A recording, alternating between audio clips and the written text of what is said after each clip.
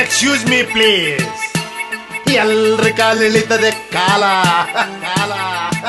ಅದ್ರದ್ದು ಒಂದು ಸಣ್ಣ ಟ್ರೈಲರ್ ನೋಡೋ, ಮುದ್ರಕೊಂಡು ಬಾಲ.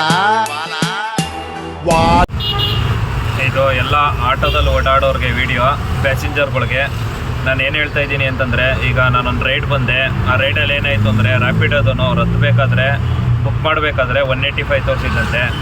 ಆಮೇಲೆ 212 ತೋರಿಸಿದ್ದಾನೆ, 212 ತೋರಿಸಿದ್ದಾನೆ. ಅದಕ್ಕೆ ನಾನೇನು ಹೇಳ್ತಾ ಇದ್ದೀನಿ ಅಂದರೆ, ನೀವು ಮಕ್ಕಳನ್ನ ಸ್ಕೂಲಿಗೆ ಕಳಿಸೋದಿರುತ್ತೆ, ನಿಮ್ಮ ಮಕ್ಕಳನ್ನ ಕಾಲೇಜ್ ಕಳಿಸೋದಿರುತ್ತೆ, ಇಲ್ಲ ನಿಮ್ಮ ಪೇರೆಂಟ್ಸ್ಗಳು ಕಳಿಸೋದಿರುತ್ತೆ, ಇಲ್ಲಾಂದರೆ ನೀವೇ ಕೂಡ ಆಫೀಸ್ಗೆ ಬರೋದಿರುತ್ತೆ.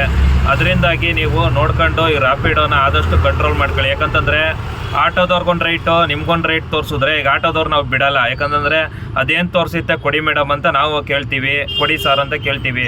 ನೀವೇನಂತೀರಿ, ನೋಡಪ್ಪ ನನ್ನ ಕಂಪ್ನಿಯವನು ನನಗೆ ಏನು ತೋರಿಸಿದ್ದಾನೆ ಅದು ನಾವು ಕೊಡ್ತೀವಿ ಅಂತ ನೀವು ಹೇಳ್ತೀರಿ. ಅವನು ನಮ್ಮಿಬ್ಬರಿಗೂ ತಮಾಷೆ ತಂದಾಕ್ಬಿಟ್ಟು, ಆಟೋದವ್ರಿಗೂ ನಿಮಗೂ ನಮಗೂ ಪ್ಯಾಸೆಂಜರ್ಗೂ ಅವನು ಎಲ್ಲೋ ಕೂತ್ಕೊಂಡಿರ್ತಾನೆ. ನಾವು ಆಟೋದವರು, ಕ್ಯಾಬವರು, ನಾವು ಜಗಳ ಆಡಬೇಕು. ಅವ್ನು ಮಧ್ಯದಲ್ಲಿ ಆರಾಮಾಗಿರ್ತಾನೆ ಆಫೀಸ್ ಮಾಡ್ಕೊಂಡು.